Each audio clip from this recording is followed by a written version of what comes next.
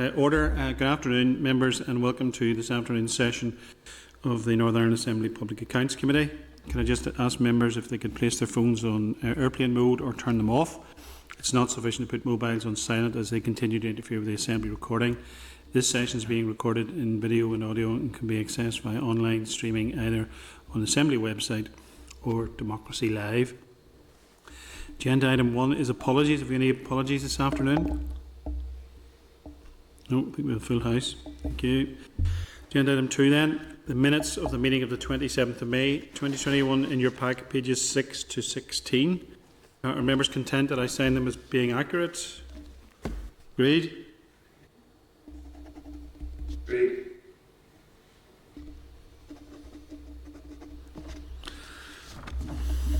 Okay, thank you. Members' interests. Members at each meeting, members are required to register relevant financial and other interests and registers. Members register for interest. Any member, any issues they want to or interest they want to declare this afternoon? Okay, thanks. Agenda item 4, matters arising. Our 6th report, published today, report into the Driver and Vehicle Agency, was released, and there has been, I think, a considerable amount of press coverage, and I know that the written media has covered it, and I did the Frank Mitchell show this morning around the issue. So I want to thank everyone and for all their work on the report and on the press release and so on. Members content? Okay, thank you. Agenda item 5 then is correspondence, which is at page 20 to 67 of your pack. So we're joined and welcome to this afternoon to Mr. Ciaran Donnelly, CB, the Comptroller and Auditor General from the Northern Ireland Audit Office, Mr. Tomas Wilkinson, Director, and Mr. Kyle Bingham, Assembly Sport Officer, to the meeting this afternoon. Members, I refer you to correspondence on the 28th of May 2021, pages 20 and 21 of your pack, from CAMS regarding social media training, which is part of the Member Development Programme. 3 online training sessions are being facilitated in June 2021 on protecting your social media reputation. The session is 3 hours long and will be facilitated by Zoom. Details on the remaining spaces left and contacts can be found in the correspondence. Members, this is entirely a matter for you as individual members and your staff. We're simply bringing it to your attention. It will not be organised through this committee. Members, you content to note and take forward, because the training, as I say, is available to party staff as well. I refer to correspondence 28th of May 2020, pages 23 and 24 of your pack from the Committee for Finance to Mr. Donnelly regarding the surplus land sales and specifically the sale of the Portivo Reservoir. This is in response to the Finance Committee's queries on whether value for money was obtained. At page 25-27 of your pack, there is correspondence from Mr. Andy Monaghan, Department Liaison Officer at the Department of Finance, dated the 21st of May, pages 28-29 of your pack. Annex 1 provides a list of surplus land sales. I also refer you to pages 30 to 66 of your pack, which contain valuation report on the sale of Portivo Reservoir, prepared by McKibbins, the commercial property consultants, on the 27th of April 2012. Mr. Donnelly, is there anything you want to add to that or speak on it? Yeah, there's been a lot of public interest in the sale of Portivo Reservoir, and I've had representations from other MLAs, so I've already embarked on a short study into that. It'll be quite short and too long to do, so I will do a short public report on that particular case. Okay. And I've just written back this morning to Mr. Aiken. Okay. As Chair of the Finance Committee? As the Chair of the Finance Committee. And also then I would keep in mind the wider issue of land sales across the public sector when considering my forward work programme. Okay, so members, we're just being asked to discuss this in terms of information, but does any member have any issue they want to raise? Is that your hand going up, Mr. O'Toole? That's mine. Chair. Yeah, thank you. No, I just wanted to merely say, well, first of all, I should, I guess, briefly declare that I'm on the Finance Committee, which created this extra work for Kieran and the team. But simply to say, I think it's an important bit of work. I'm glad the Finance Committee forwarded on. I think, if nothing else, it will offer hopefully some clarity to people who are concerned about the appearance of inconsistency or the apparent inconsistency about the way in which reservoirs have been sold. It may be nothing, and there may be a completely plausible explanation, but I think this will hopefully be a useful exercise to at least offer a bit of external quality assurance as to how that process has happened. Okay, Mr. Muir. Just echo the words of Matthew, and just to ask, I think it's important that there is transparency brought, and I think the information that we've provided today is extremely useful. And just to ask Kieran, in terms of that short piece of work that he has undertaken and I'm aware of, in terms of the outcome of that, where will that be reported to so we can have sight of that? As with all my public reports, it'll be led in the Assembly. Okay, thank you. It will be a public report and led in the usual way. In the library, the Assembly library? Yes, and available to members, Yeah. like any other report. Okay. Any other members? Everyone happy enough? Yeah. Okay. Thank you. Members are refer to correspondence to the 28th of May, pages 67 of your pack. We've been copied into by the Department of Finance. Mr. Andy Monaghan, the Departmental Liaison Officer for DOF. The Committee for Finance has asked for clarification on why the recently publicised list does not include all ministerial directions, including e.g. those made by the Minister for Education in respect of the examination arrangements for 2020. The Finance Committee is seeking clarification in respect of the completeness of the list of ministerial directions and confirmation that all ministerial directions will be published on the Department's website in a timely manner. So, members, just before anyone speaks on this, can I just remind the committee of the following? The Audit Office has previously advised this committee that the differences in lists are down to the fact that the Department of Finance agreed with the Northern Ireland Audit Office to only publish the ministerial directions that the PAC has been informed of by the Comptroller and Auditor General. This protects the PAC's primacy and enables the CNAG to scrutinise each of these. The Audit Office also advises that in normal circumstances, the ministerial directives can be turned around very quickly, as they're usually only 1 or 2 a year. However, there's currently a temporary delay which has resulted in a backlog of the MDs. So, Mr. Donnelly, do you have anything you want to add to that? Just one thing, sometimes there's a little bit of confusion as to what a ministerial direction is. The directions I am concerned with, and you, are directions in the as laid down in managing public money, where the accounting officer seeks a direction. There may be other cases where a minister has an edict on this, that and the other, and I don't think the education ones that are referred to are ministerial directions in the context that are relevant to us. Yeah. It's just where the minister has made an instruction Sure. to do something or other. Okay, thanks for that clarification. Any members want to raise any issues around those? Could I ask Mr. O'Toole and Mr. Muir to lower your hands, please? Okay, members. So if you're content, we would ask the Committee for Finance to copy us into any further correspondence relating to this issue. Agreed? Okay, members, we will remain in open session for our next agenda item, ministerial directions. And can we please bring at this stage Mr. Neil Gray, Director from the Audit Office, into the meeting? I see you're on screen, Neil. Can you hear us okay? I can hear you fine, Chair. Can you hear me? We can indeed. Thank you very much. Okay, so agenda item 6 then, ministerial directions. There are pages 3 to 58 of your pack.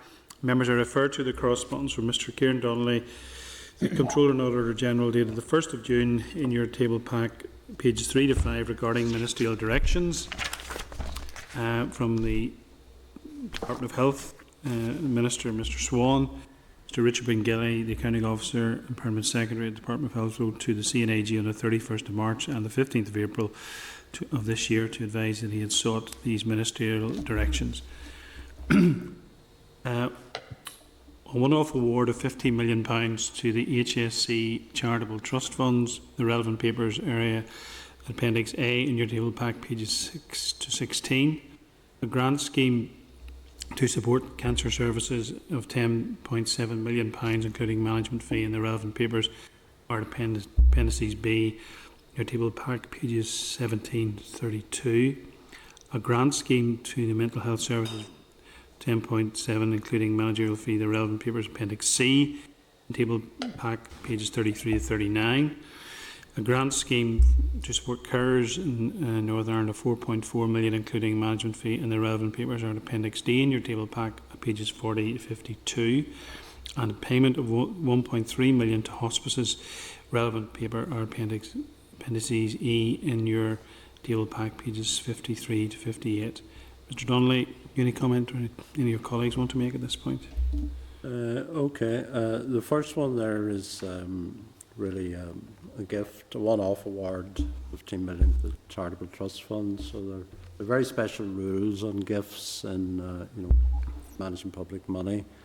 And in normal circumstances, if it couldn't be built into the estimate, there should be a minute to the assembly on that,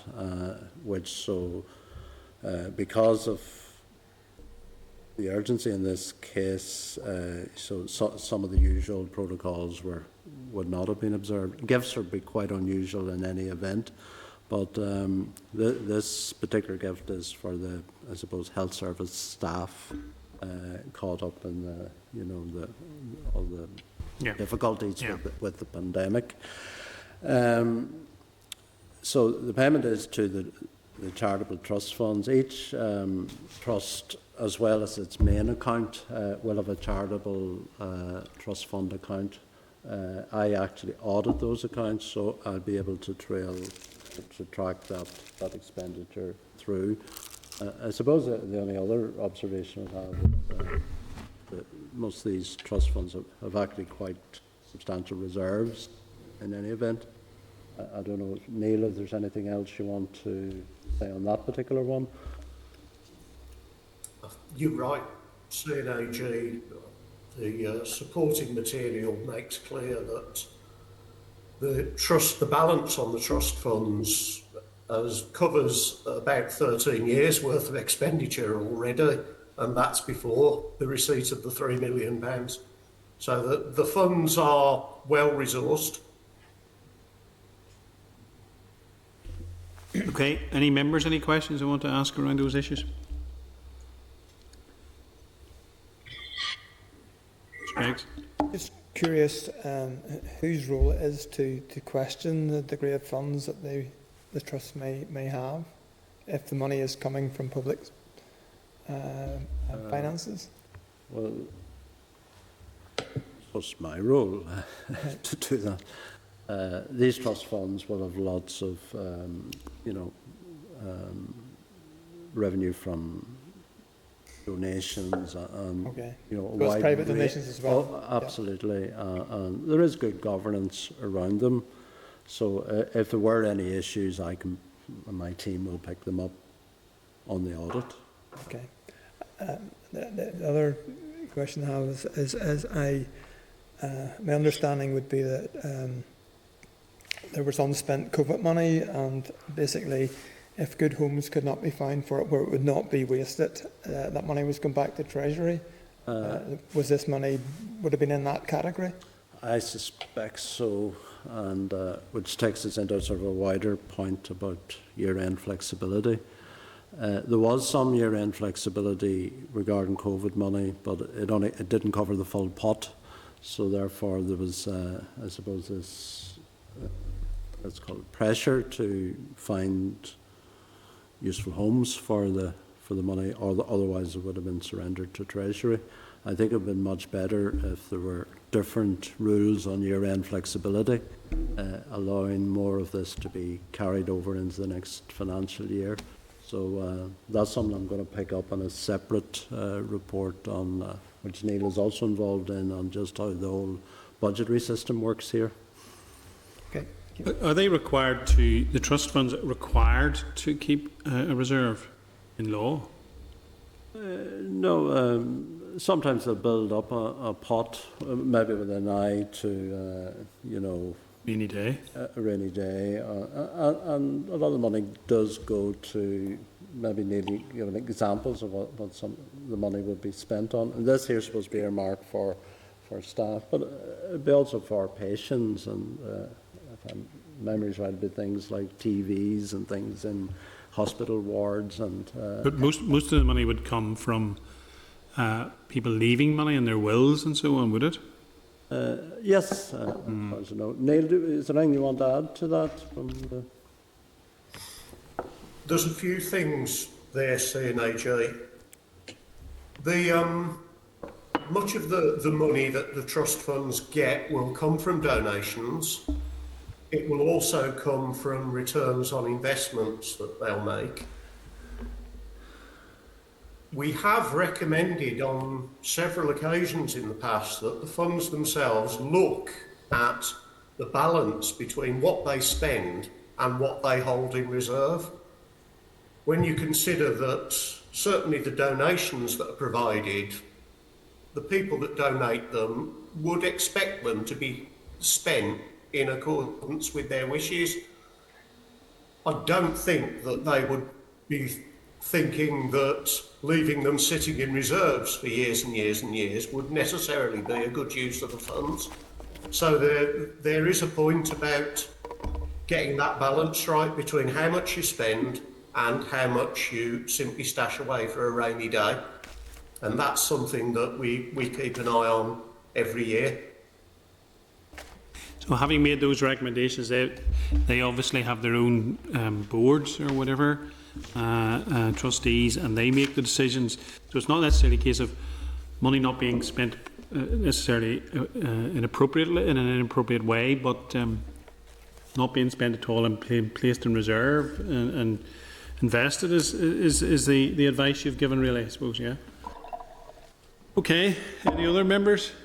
Mr. Muir. Thank you, Chair. Kieran mentioned an issue there in relation to the budgeting process and the need to shift the money before the end of the financial year, and that's been an endemic problem in Northern Ireland for many, many years, for decades really, to be honest.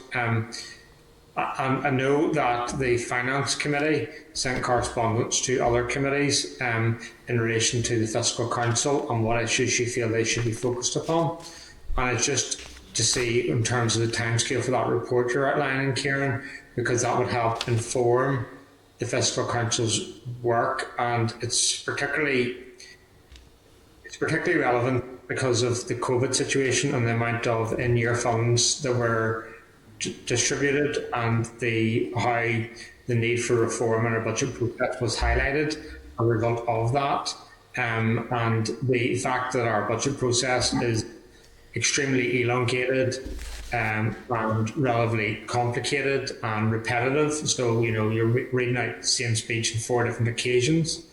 That report from yourself will actually be very useful just in terms of whether we do reform the budget process and also the work of the Fiscal Council. Just to say, Chair, we have had some engagement with the Fiscal Council, and I think the points you raise, have come up in that discussion. So they're reading into all of these issues, and I think that's a good thing. Thank you very much, Kieran. Okay, thank you. No indications from any other members who wish to ask questions or make comments. So at that point, then we will conclude on that issue. Okay, and at this stage, then we'll go into closed session.